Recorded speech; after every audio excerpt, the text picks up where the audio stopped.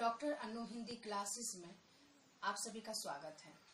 बच्चों, पिछली कक्षा में हमने भाषा को जाना, उसके बाद हमने लिपि को जाना। अब हम व्याकरण को जानेंगे। जहाँ तक हम लोगों ने देखा है, भाषा को आप लोगों ने अच्छी तरह समझा, भाषा क्या है और उन लिपि को भी, जो कौन कौन सी लिपियां होती है। अब भाषा शुद्ध कैसे हो और लिपि अच्छी तरह किस तरह लिखा जाए और किस तरह उसको प्रस्तुत किया जाए शुद्ध रूपों में, उसको अच्छी तरह से बताने के लिए व्याकरण का जानना अति आवश्यक है। जब तक हम व्याकरण को नहीं जानेंगे, हम किसी भी भाषा को ना शुद्ध रूप से बोल सकते हैं, ना लिख सकते हैं और ना ही पढ़ सकते हैं। अतः आगे हमें ये जानना है, जो व्याकरण हमें किस लिए जानना है और व्याकरण में क्या क्या आते हैं और व्याकरण किस लिए हमारे लिए बहुत ही अति आवश्यक है। आइए सबसे पहले सर्वप्रथम हम देखते हैं व्याकरण। जिस विद्या, यहाँ विद्या बच्चे कला, शास्त्र, यहाँ विद्या का अर्थ होगा कला और शास्त्र। जिस शास्त्र या जिस विद्या या जिस कला के द्वारा हम किसी भी भाषा को, चाहे वो हिंदी हो, चाहे अंग्रेजी हो, चाहे मराठी हो, चाहे उर्दू हो, चाहे जो भी भाषा हो, किसी भी भाषा को शुद्ध लिखना, बोलना एवं पढ़ना सीखते हैं, उसे व्याकरण कहते हैं। वह शास्त्र जिसे हम शुद्ध पढ़ना, लिखना और बोलना सीखते हैं, उसे व्याकरण कहते हैं। ये सरल भाषा में है। और अगर हम इसे परिभाषित करते हैं और हम अपने परीक्षा में या एग्जाम में इसे लिखते हैं, तो हम इसे इस तरह परिभाषा लिख सकते हैं, जिस विद्या के द्वारा, आप विद्या नहीं तो यहाँ शास्त्र भी लिख सकते हैं, जिस शास्त्र के द्वारा, जिस विद्या के द्वारा हम किसी भी भाषा को शुद्ध लिखना, बोलना एवं पढ़ना सीखते हैं, उसे व्याकरण कहते हैं। हमने व्याकरण की परिभाषा को जाना। अब हम लोग ये जानेंगे, जो आखिर व्याकरण में शुद्ध क्या है, क्या हमें शुद्ध लिखना है, क्या हमें शुद्ध पढ़ना है और क्या हमें शुद्ध बोलना है।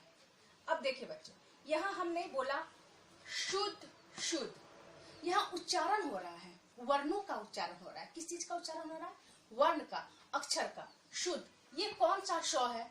हम लोगों ने नर्सरी से पढ़ते आया है ना, अ आ ई से लेकर के ज्ञ तक, उसमें ये श आते हैं। 3 तरह के श होते हैं। जैसे एक होता है बेटा ये स, ये हो गया स, ये हो गया स। क्या हो गया? स मतलब इस स से हम लोग शुरू से पढ़ते आए हैं सपेरा। इसे क्या पढ़ते आए हैं? सपेरा। तो उच्चारण देखिए, सपेरा, सपेरा। अब दूसरा है श, मूर्धांत च, जिसे हम लोग क्या बोलते हैं? मूर्धांत श, ये वाला श, मूर्धांत श। अब इससे हम लोग क्या पढ़ते आए हैं बचपन से? श से षटकोण, श से षटकोण।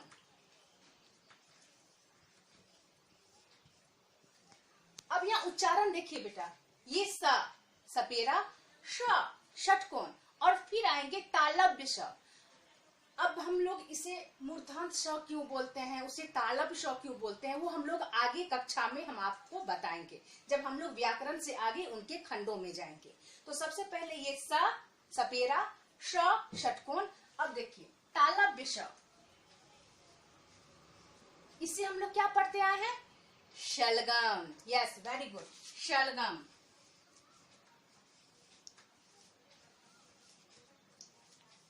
शलगम। अब उच्चारण देखिए बेटा, उच्चारण पे ध्यान दीजिए। स सपेरा, श षटकोण। हाँ तो बच्चों, अभी हमने व्याकरण को जाना। जिस विद्या के द्वारा हम किसी भी भाषा को शुद्ध लिखना, बोलना एवं पढ़ना सीखते हैं, उसे व्याकरण कहते हैं।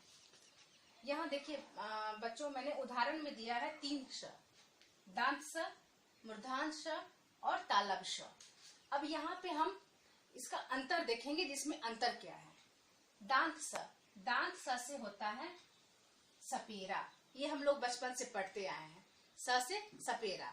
उसके बाद है ये मूर्धांत श, मूर्धांत स से हम लोग क्या पढ़ते हैं? षटकोण, ये भी हम लोग पढ़ते आए हैं। और लास्ट है तालव्य श। तालव्य श से क्या होता है? शलगम। ध्यान दीजिएगा मेरे उच्चारण पे। स से सपेरा, श से षटकोण, श से शलगम। ठीक है। अब हम दांत स में हम मूर्धांत स का उच्चारण नहीं कर सकते। जैसे कि स से सपेरा है तो हम इस श से इसको हम शपेरा नहीं पढ़ सकते, ये उच्चारण गलत हो जाएगा। यही व्याकरण का ज्ञान है जो हमें बोलना है शुद्ध शुद्ध और पढ़ना है शुद्ध शुद्ध। दूसरी बात, यहाँ देखिए, ये तो हो गया बोलना और पढ़ना, और यहाँ लिखना देखिए, यहाँ हम लिखेंगे भी शुद्ध। कैसे? अब सपेरा हम बोल रहे हैं तो आपको सपेरा ही लिखना है, ये स, ये श लिखकर सपेरा नहीं लिखना है। अगर हम षटकोण बोल रहे हैं तो आपको ये श लिखना है, और शलगम बोल रहे हैं तो ये। जैसे हम लोग शरबत बोलते हैं, शरबत पीते हैं, तो आप लोग जानते हैं जब शरबत हम बोलते हैं तो आप लोग लिखना शुरू करते हैं श र ब त। अब यहाँ देखिए, हर एक चीज का उच्चारण, जितने वर्ण हैं सबका उच्चारण सही है। तो ये आपका व्याकरणिक ज्ञान है, ये आपका उच्चारण जो श, हम शरबत बोले तो आपने ये श लिखा तो ये सही है। यही आपका व्याकरण का ज्ञान है। अब मुझे विश्वास है आप लोगों ने व्याकरण को बखूबी जान। हाँ तो बच्चों, हमने व्याकरण को बखूबी जान लिया जो व्याकरण क्या है। अब हम लोग आगे व्याकरण के अंग यानी भाग, अंग और भाग दोनों एक ही चीज है, यानी व्याकरण के अंग को हम जानेंगे। सर्वप्रथम हम देखते हैं जो व्याकरण का पहला अंग क्या है। व्याकरण के 4 अंग होते हैं। कितने अंग होते हैं? 4। 4 भागों में उनको विभाजित किया गया। पहला है वर्ण विचार, दूसरा शब्द विचार, तीसरा वाक्य विचार और चौथा पद विचार। अब आप पूछोगे जी ये वर्ण विचार क्या है, तो मैं बताती हूँ वर्ण विचार क्या है। वर्ण और अक्षर, वर्ण को ही बेटा अक्षर बोलते हैं, अक्षर भी वही है और वर्ण भी वही है।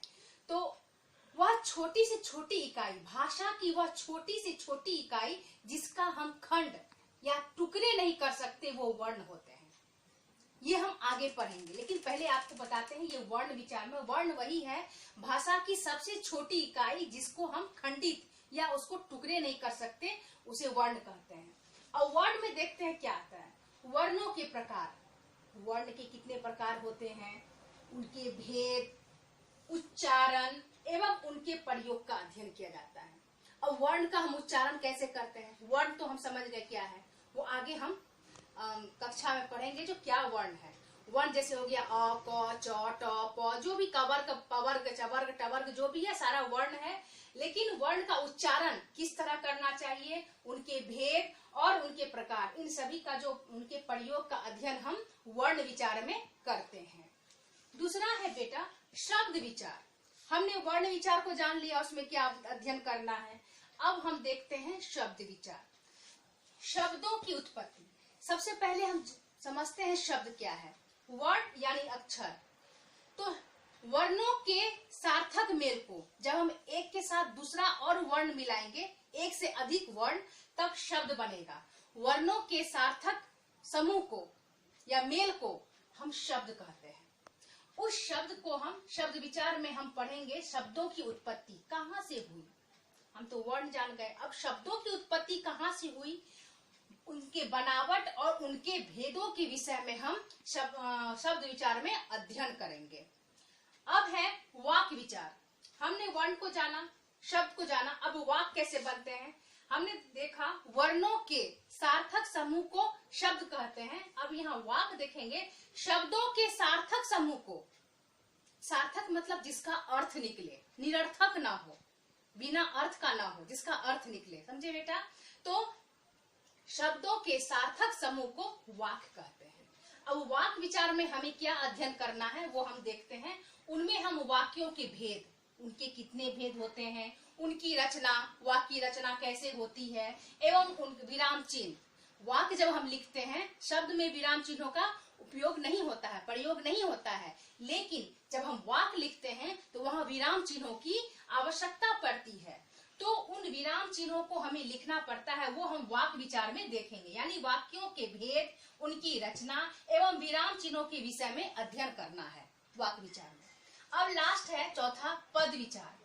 एक बात मैं आप लोग को समझाती हूँ, शब्द और पद दोनों एक ही चीज है, लेकिन यहाँ पद विचार में एक अलग है। जो पद विचार जो है उसमें हम संज्ञा, सर्वनाम आदि का वाक्य में स्वरूप एवं प्रयोग का अध्ययन करते हैं। पद विचार में हम कोई वर्ण का, कोई शब्द का वैसा नहीं, शब्द और वाक्य जो होगा, वाक्य जो बनाते हैं उसमें हम लोग संज्ञा, सर्वनाम, संज्ञा क्या है, सर्वनाम क्या है आदि और सब भी जो है उन सभी का अध्ययन और उनका प्रयोग हम पद विचार में करते हैं। अतः आप लोगों ने समझ गया बच्चों, जो भाषा की सबसे छोटी इकाई वर्ण कहलाती है। वर्णों के सार्थक समूह को शब्द कहते हैं, शब्दों के सार्थक समूह को वाक्य कहते हैं, और पद जो होता है वो वाक्यों में प्रयुक्त होने वाले संज्ञा और सर्वनाम के रूप में आते हैं। ठीक है, अब हम इसको एक एक करके इन सभी पर हम चर्चा करेंगे। जो वर्ण क्या है, शब्द क्या है, वाक्य विचार क्या है, पद, और एक एक करके चर्चा करके आपको विस्तृत रूप से हम जानकारी देंगे जो इसमें क्या क्या आते हैं और क्या करना है और किस तरह इसको पढ़ना है। इसका आज तक के लिए इतना ही। आप लोग अभी तक जो पढ़ाई हूँ परिभाषा से लेकर के व्याकरण के अंक तक, इनको आप लोग अपने कॉपी में नोट करें, और अगली कक्षा में मैं इसके आगे यानी वर्ण विचार के बारे में आप लोग को बखूबी से बताऊंगी।